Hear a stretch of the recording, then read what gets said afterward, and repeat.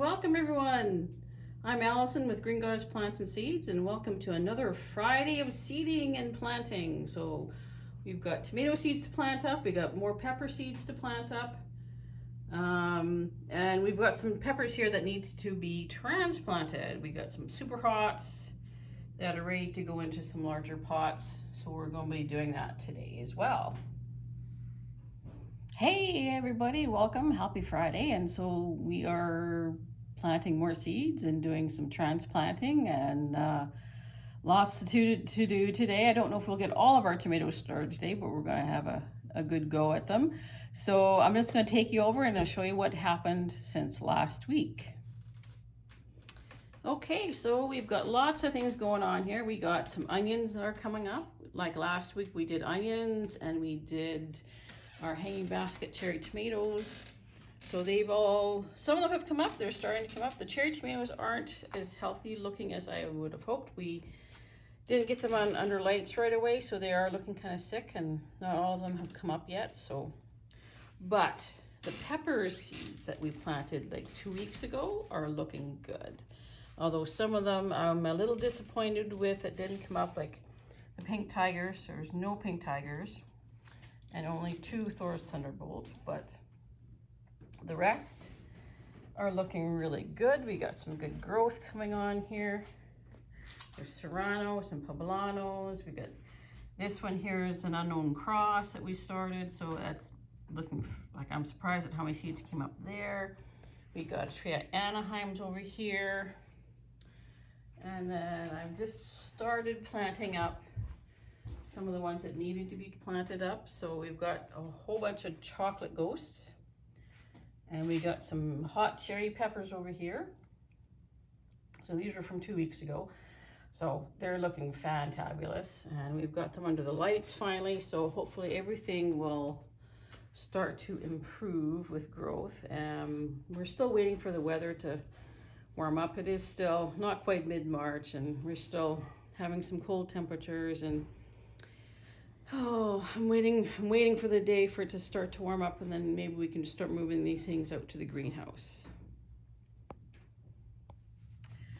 So yes, it's going to be a busy day today, so I'm just mixing up my soil here so I can do the transplanting. Now, we are using the red solo cups to transplant into, just because they were easy and convenient to get, and probably a little cheaper than the 4-inch black pots that I would have preferred to use. But some of these will be for sale, some of them won't be for sale. I mean, the bulk of the ones that will be for sale will be going into the black 4-inch pots once we get them and once they're big enough. But for now, you go with you use what you got, right? So that's that's my favorite saying, use what you got. So these are called Hallows Eve. They are supposed to be a super hot.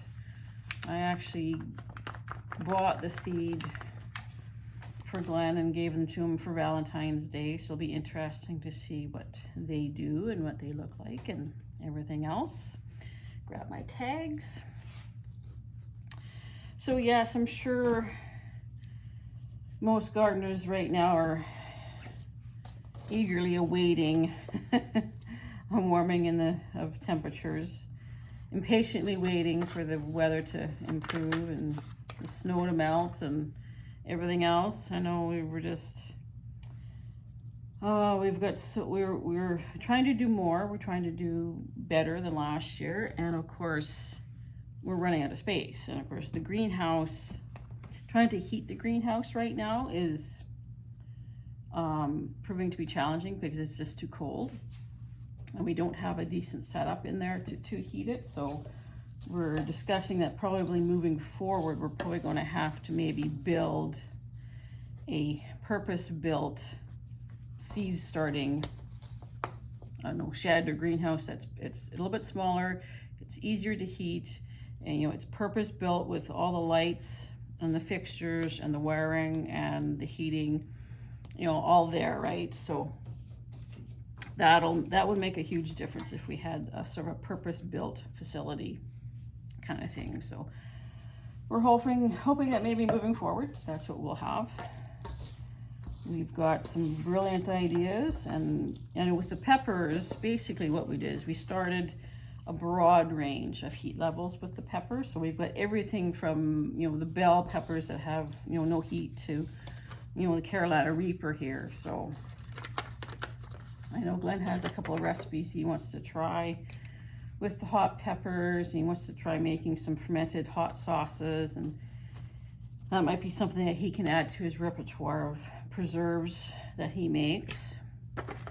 So we're just, yeah, everything's moving forward. At least it feels like it's moving forward, and we're having trouble keeping up. Like, there's so much to do, and yet we're feeling a little bit restricted by money and just the facilities and the time. And I know I want to be doing more with focusing my energies and my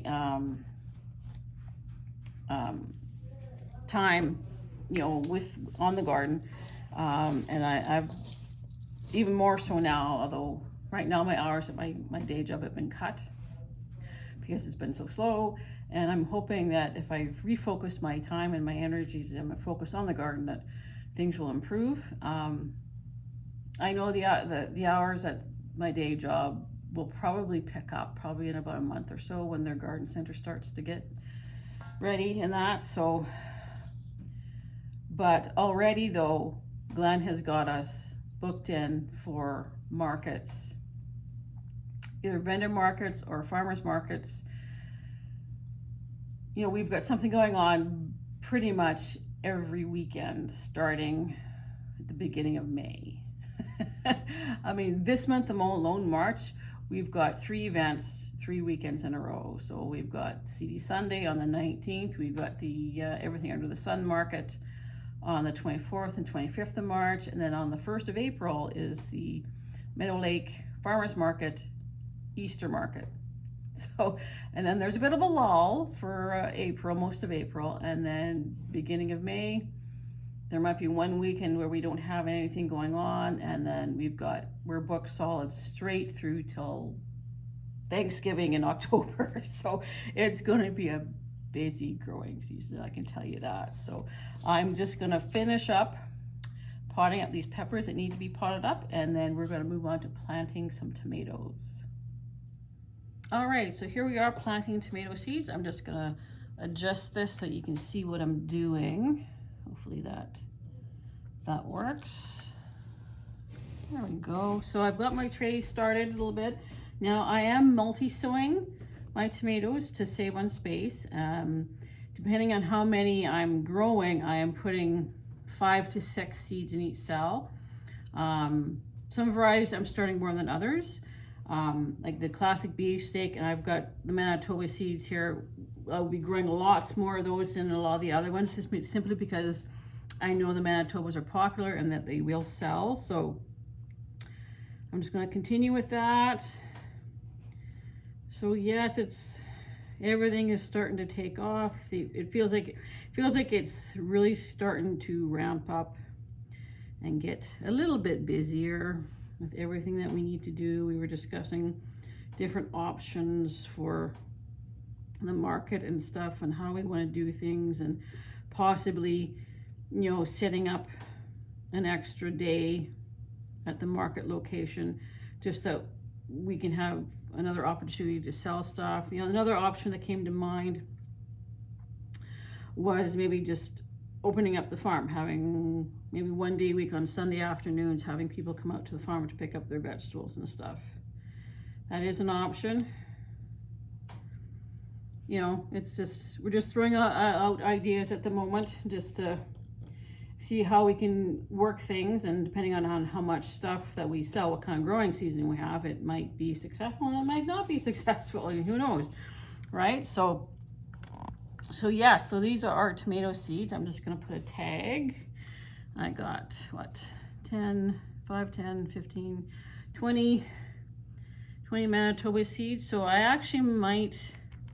actually used up the seed that I had, so I'm actually thinking maybe this weekend I might make a trip and get another packet of Manitoba seed, just so we can make sure that we have, enough for the plant sale, but also we need to have enough to go out in the garden, because we do sell the tomatoes. We actually sell a lot of green tomatoes around here, so we need to have plants for that, to supply that. So that might be something I'll be doing this weekend, is starting or going to get some more Manitoba seeds. So in addition to the Manitobas, like I said, we've got the Michaelic that we're growing again this year. This was a fabulous tomato, wonderful flavor, and it grew beautifully last year in the garden. We've also got Italian Heirloom, which is new to us this year. We've got Hungry Hill Pink, which I've grown before, and I'm looking forward to growing again. We've got German Red Strawberry, which was fabulous last year. I was so impressed with this. I've grown it before with mediocre results, but last year out in Glenn's garden there, this was absolutely phenomenal. So we're growing more of this one, and we're hoping maybe this year we can get them to ripen. And then I've got an Italian Oxheart called Cor de Bleu. And then we've got Starfire, and we got some upstate Oxhearts. Now those are just our red tomatoes. We've got tons and tons of tomatoes. So we got those ones, and then we've got, here, let's grab these ones. I'll show you what else we're going to be doing today. We've got the Blue Beauty. We've got Lucid Gem. We've got Cherry Chocolate. We've got Black Beauty. We've got OSU Blue. And we've got Black Plum. Now I tried to kind of cut back on the darker colored tomatoes, like these blue-black ones, because they're not great sellers, even though they actually have a really good flavor. And like the Black Beauties look phenomenal in the garden. They are just so amazingly dramatic, and they just stand out just because of how dark the tomatoes are. But they also have a great flavor, and it's too bad more people don't grow them. They are very good, very wonderful tomatoes. So I'm going to continue to do that, and then maybe I'll show you some of the other tomato varieties that we're going to be growing. So as I continue to work on planting these seeds, I know it seems like a lot, because we do have a lot of varieties that we're planting, but like I said, some of them I'm planting more than others, and there are some like the upstate Oxheart that there's not that many seeds left in the package. So I mean, originally I was only going to start maybe 8 or 10 of these, but there's only like 16 seeds in the pack. So I was like, you know what, I might as well just start them all rather than have 5 seeds sitting left over. You know, let's just use them up, and then they're not in the seed box. And then what I might do with these ones, I might actually put these on my list for seed saving, because they're a great variety. I love them, but I just found ordering from these guys, I don't want to say anything bad, but their shipping rates were excessive. For a few packets of seeds, they were going to charge $40 to send it to Canada. So that's way excessive. So I think for these ones, for these upstate Oxheart, I'm going to save seed so I can have seed for the future. And that's why we save seed, so that we can have seed for the future that, you know, basically is free in a way. So that's what I'm going to be doing for those ones. I've also started some Starfires. I'm going to be moving on to my dark ones here. I already did the Black Beauty. I'm going to be doing Blue Beauty, which is a sister of the Black Beauty. This was a fantastic tomato. I didn't grow it last year, but I grew it in 2021, and it was awesome. It had such a lovely flavor, and it looked beautiful. It's not as dark as the Black Beauty. It had some beautiful coloring, and we had some really good responses. People loved them. They thought they were really good. So I mean, sometimes it's hard to get people to warm up to some of these unusual varieties, but you know what we found last year is if we offered up samples for them to taste, and it was like, wow, it just kind of opened their eyes that, hey, this stuff, it might look unusual, but it tastes really good. I mean, we did that with the white cucumbers, the silver slicers. You know, every week we would have a sample that people could taste, and they're like, oh, these are really good. So I think that's what we're probably going to be doing this year with some of the tomatoes.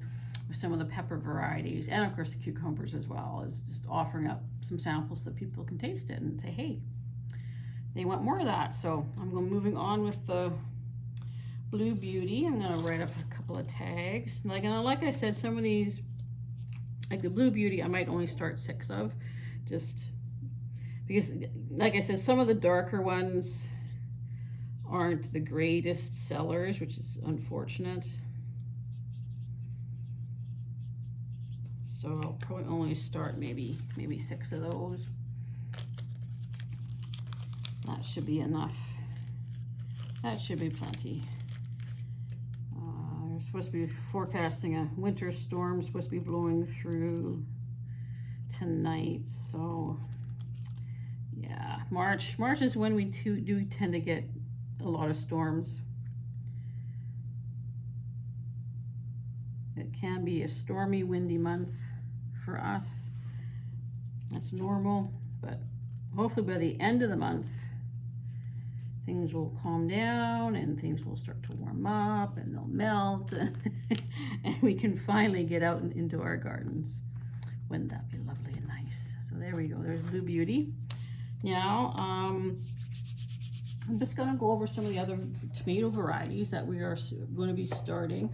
I don't know if I'll get them all today, but we do have quite a few. Like I said, I think it was about 40-ish 40-ish tomato varieties for the market today, or this year. So in this bundle, I've got some yellow tomatoes, I've got my cherry tomatoes, and I've got some paste tomatoes. So we've got, in the yellow category, we've got Afternoon Delight. We've got Golden Queen, which is my personal favorite for tomatoes, one of my personal, all-time personal favorites. We've got Golden Oxheart, which is new to us this year. We've got White Tomasol, also new to us this year.